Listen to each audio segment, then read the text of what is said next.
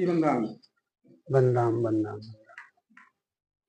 आज मैं आपसे आग्रह करता हूं, आप जो है चार वर्ण के बारे में, भगवान बुद्ध ने इस चार वर्ण के ऊपर क्या कहा है, इस पर जो है आप मार्गदर्शन करें। ठीक है, आपने जो कहा है आपके प्रश्न का समाधान होगा, लेकिन सर्वप्रथम पूरे विश्व को करुणा का संदेश देने वाले तथागत गौतम बुद्ध के चरणों में श्रद्धा सुमन अर्पित करते हुए आप सबको अपने तरफ से जय भीम नमो बुद्धाय कर रहा हूं। आप लोग ध्यान से सुने। वर्ण व्यवस्था क्या है? वर्ण व्यवस्था के बारे में भगवान बुद्ध ने एक बहुत बड़ा दिलचस्प कहानी कहा है, जो आप लोगों के सामने प्रस्तुत कर रहा हूं। आप लोग उसे ध्यान से सुनिएगा और विचार कीजिएगा कि क्या यह सत्य है या गलत है।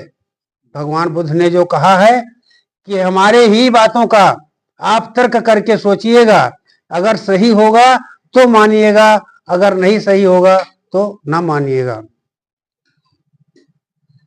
तो भगवान बुद्ध भिक्षाटन करने के लिए टहलते टहलते अपने भिक्षु संघों को साथ में लेकर एक बार चंपापुरी में पहुंच जाते हैं। चंपापुरी में जब पहुंचते हैं तो वहां के जो लोग नगर निवासी हैं, भगवान बुद्ध का दर्शन करने के लिए सब लोग आ जाते हैं। तो धम्म प्रचार करत हर्षाए, एक बार चंपापुर आए। ठहरे सब सरोवर तीरा, सुनत आय जुरी जन भीरा। जब भगवान बुद्ध चंपापुरी में जाते हैं तो वहां एक बहुत बढ़िया सुंदर तालाब है। तालाब के किनारे किनारे पेड़ लगे हुए हैं। तालाब में कमल के फूल खिले हुए हैं। पक्षियां चहक रही हैं, किलोर कर रही हैं। भगवान बुद्ध को वह जगह बहुत अच्छा रमणीक लगा, इसलिए वो अपने भिक्षु संघ के साथ में वही डेरा लगा दिए। भगवान बुद्ध के आने का समाचार जब नगर निवासियों को मिला तो सब लोग इनके दर्शन करने के लिए धीरे धीरे करके सब लोग आकर के एकत्रित हो जाते हैं। यह खबर वहां का जो राजा था उसके भी कान में आवाज पड़ जाती है। तो वहां के राजा भी अपने औरत बच्चे के साथ में, मंत्री और सलाहकारों के साथ में वहां से आ जाते हैं और भगवान बुद्ध के पास उपस्थित हो जाते हैं। तो सोन दंड चंपापुर पाला, सानु गयाई गयो तत्काला। हाथ जोड़ मुनि बंधन कीना, सावधान हुए परिचय दीना। भगवान बुद्ध के सामने आया, उन्हें दोनों हाथ जोड़ करके प्रार्थना किया, फिर अपना परिचय सोनदंड देने लगा। सोनदंड पालक पुर यह हूं, बे प्रजाति यही पुर मैं रहा हूं। हे महाराज, हमारा नाम सोनदंड है और इस नगर का मैं शासक हूं, यानी यहाँ का राजा हूं। मैं आपके आगमन को सुना तो आपका दर्शन करने के लिए आ गया। मुझे आपका सब कुछ बहुत अच्छा लग रहा है, लेकिन एक बात मेरे दिल में खटक रही है जो मैं किसी के कानों से सुना हूं। भगवान बुद्ध ने कहा कि हे शासक, आपके जो दिल में है उस बात को बताइए, आपको क्या खटक रही है। तो सोनदंड कहने लगा, अस कटु बचन परे मम कानय, वर्ण भेद मुनि राज न मानय। हे मुनि देव मलया चरनु, कारण कवन न मानहु वरनु। जानि परहु तुम सनमति कोसु, देखो कवन वर्ण में दोषु।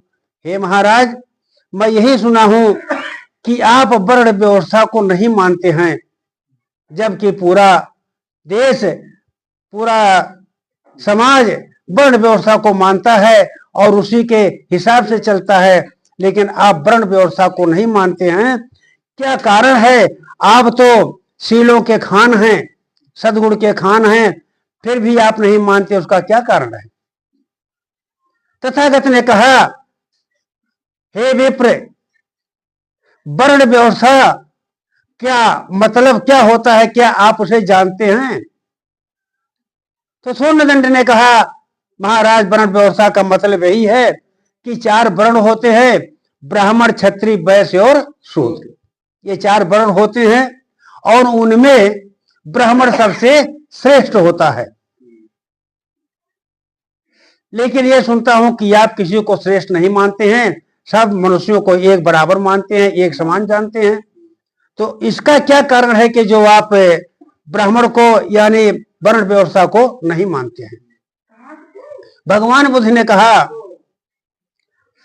हे द्विज सोच विचार मन, मरम कहो मम पाहि, कौन प्रथम गुण है यस जिनसे भी प्रजनाए। हे सोनदंड, आप यह मन में विचार करके बताइए कि कौन सा ऐसा गुण है कि जिसको देख करके ब्राह्मणों की पहचान हो जाए कि यही ब्राह्मण है और यह अब्राह्मण है। सोनदंड ने कहा, इसमें कौन सी बात है? वो तो मैं बताऊंगा, क्योंकि मैं भी एक ब्राह्मण हूं। मुझे मालूम है कि ब्राह्मणों का गुण क्या है, उन्हें कैसे पहचान होती है। सोनदंड कह रहा है, हो ही सुवर्ण सुशिक्षित होई, हो ही सुजात सुशील सोई, हो सुप्रज्ञ गिनहु गुण 5, ब्राह्मण सोई कहावै साचा। हे महाराज, हो ही सुवर्ण यानी सुंदर हो, शरीर से सुंदर हो, गोरा हो ही सुवर्ण, सुशिक्षित होई, सुशिक्षित का मतलब यानी पढ़ा लिखा विद्वान हो, सुंदर हो और पढ़ा लिखा हो ही सुजात हो, सुजात हो माने अपने ब्राह्मणी माता के गर्भ से और ब्राह्मण पिता के द्वारा उत्पन्न हुआ हो, शिक्षित हो, पढ़ा लिखा हो, सुप्रज्ञ हो यानी हर चीजों का वेद शास्त्र का जानकार हो, और शील संपन्न हो यानी सबके ऊपर दया का भाव रखने वाला हो, शील का पालन करने वाला हो। कहते हैं कि जिसके पास शील नहीं है उसका, मनुष्य का इस संसार में किसी प्रकार का वैल्यू नहीं होता है। कहते शीलं प्रधानं ततस्य प्रयस्ति न तस्य जीवते नाथं न धनेन न बंधुवी। जिस इंसान के अंदर शील नहीं है उसका समाज में किसी भी प्रकार का मान मर्यादा नहीं होता है, चाहे वह ब्राह्मण हो, चाहे क्षत्रिय हो, चाहे वैश्य हो, चाहे राजा हो, चाहे रंक हो। जिसके पास शील नहीं होता है उसका किसी भी प्रकार का आदर सम्मान इस संसार में नहीं होता है। इसलिए प्रज्ञावान हो और शीलवान हो, पढ़ा लिखा हो, सुंदर हो और ब्राह्मणी माता पिता के गर्भ से पैदा हुआ। तथागत ने कहा, ठीक है भाई, मैं मान रहा हूं कि आपने जो कहा है कि 5 गुण होते हैं, तो अब यह बताइए आप कि 5 गुण न मह एक न होई, तबहु की विप्र कही है कोई। ये इस 5 गुणों में से अगर एक गुण नहीं है तो क्या ब्राह्मण कहा जाएगा? सोनदंड कहने लगा, पहला पहचान था कि सुवर्ण हो यानी सुंदर हो। तो सोनदंड कह रहा है, हे महाराज, बिनहु सुवर्ण अगर सुंदर नहीं है, बिनहु सुवर्ण भये गुणचारी, मान ही विप्र महामतिधारी। अगर वह सुंदर नहीं है, 4 गुण उसके पास है, तब भी जो शिक्षित हैं, विद्वान हैं, जानकार लोग हैं, इज्जत सम्मान करने वाले हैं, वह उसे ब्राह्मण ही मानेगा। भगवान बुद्ध ने कहा, ठीक है भाई, अगर वह सुंदर नहीं है तब भी वो ब्राह्मण कहा जाएगा 4 गुणों से। अब 4 गुण न मह एक न होई, तबहु की विप्र कही है कोई। हे सोनदंड, ये बताओ कि जो 4 गुण बच रहा है उसमें से भी एक गुण अगर ना हो तो क्या वह ब्राह्मण कहा जाएगा? अब दूसरा आ गया, हो सुवर्ण सुशिक्षित हुई, यानी पढ़ा लिखा। सोनदंड कह रहा है, हे महामुनि जी, हो ही न शिक्षित त्रय गुणवंतु, यानी शिक्षित भी ना हो, सिर्फ 3 गुण हो।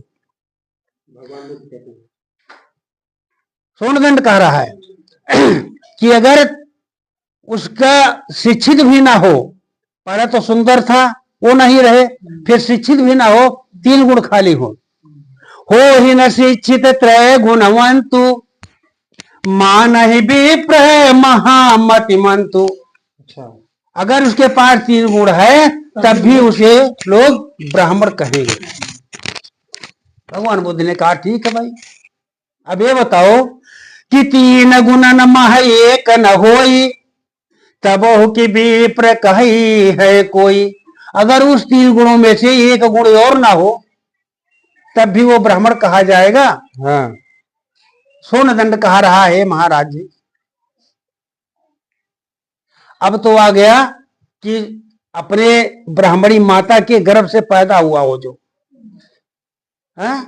हो है सुजाता हो, यानी अपने माता पिता के गर्भ से पैदा हुआ हो, पिता ब्राह्मण हो और माता ब्राह्मणी हो। बिनहु सुजात ही, अब वो कह रहा है बिनहु सुजात ही दुई गुण गाही, मान ही विप्र तबो दुजता ही। कौन है महाराज? 4 में से 2 भी बचा है तभी वो। हाँ, उस 2 गुण जो है, यानी अगर उसका वो भी गुण नहीं है, यानी अपने सुंदर माता पिता के गर्भ से पैदा, ब्राह्मणी माता के गर्भ से और ब्राह्मण पिता के जड़ से वह नहीं पैदा हुआ है और 2 गुण उसके पास है, तब भी वो ब्राह्मण कहा जाएगा, ब्राह्मण कहा जाएगा। हाँ। अब 2 गुण बच गया, प्रज्ञा और शील, यही 2 गुण बचा। तो भगवान बुद्ध फिर कहने लगे, हे तुझ सोच विचार मन, मरम कहो मम पाही, 2 गुण में अगर एक न हो तबहु की हो ही सुझाव। अगर वह 2 गुणों में से एक गुण नहीं है तब भी वो ब्राह्मण कहा जाएगा, यानी प्रज्ञा और शील 2 ही गुण है। अगर उसमें से एक गुण ना हो, चाहे प्रज्ञा ना हो और चाहे शील ना हो, तो क्या वो ब्राह्मण कहा जाएगा? साधु साधु साधु। जब भगवान बुद्ध को इतना बोल दिए तो सोनदंड को कुछ चकरा गया और भगवान बुद्ध के ऊपर अनखाए करने लगा। कहता है, सोनदंड बोला यन खाई, हे भव शोक समन मुनिराई, प्रज्ञाशील प्रबर गुण दोई, तिस बिन विप्र न हुई है कोई। कहता है महाराज, प्रज्ञा और शील 2 ऐसा प्रबर गुण है कि जिसके बिना कोई ब्राह्मण हो ही नहीं सकता, नहीं हो सकता। हाँ।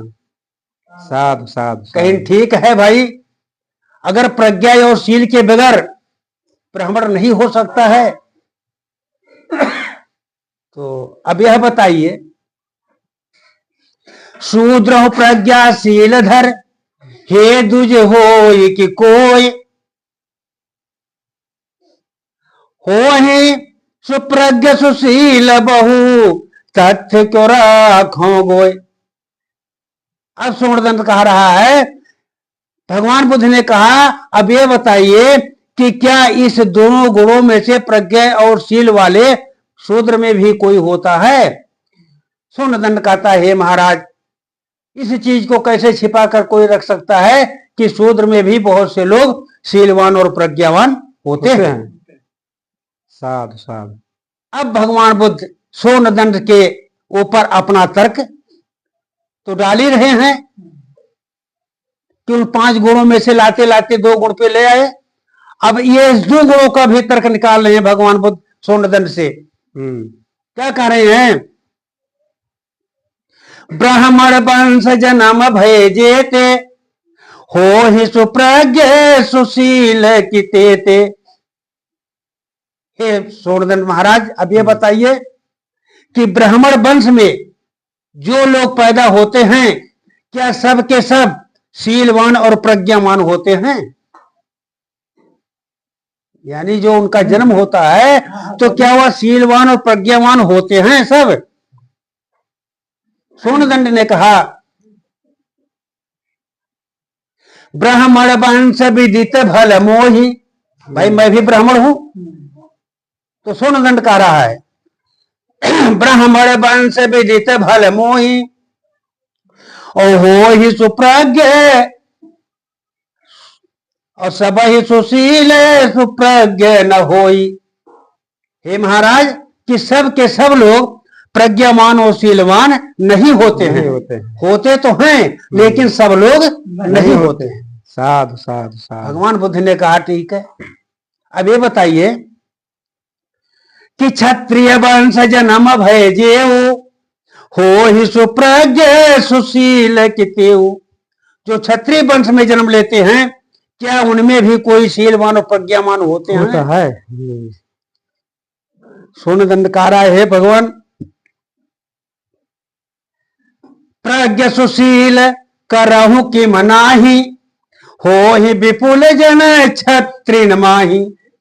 कि प्रज्ञावान और शीलवान या कैसे मैं कह सकता हूं नहीं होते हैं? क्षत्रिय वंश में भी बहुत से लोग प्रज्ञावान और शीलवान होते हैं।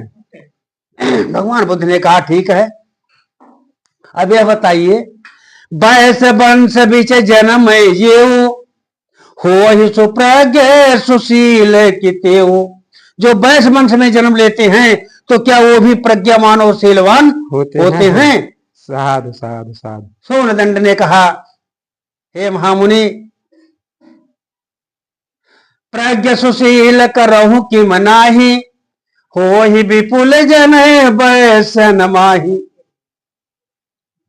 हे महाराज, वैश्य वंश में भी बहुत से लोग विद्वान प्रज्ञावान और शीलवान हैं, मैं ये कैसे कह सकता हूं कि नहीं होते हैं?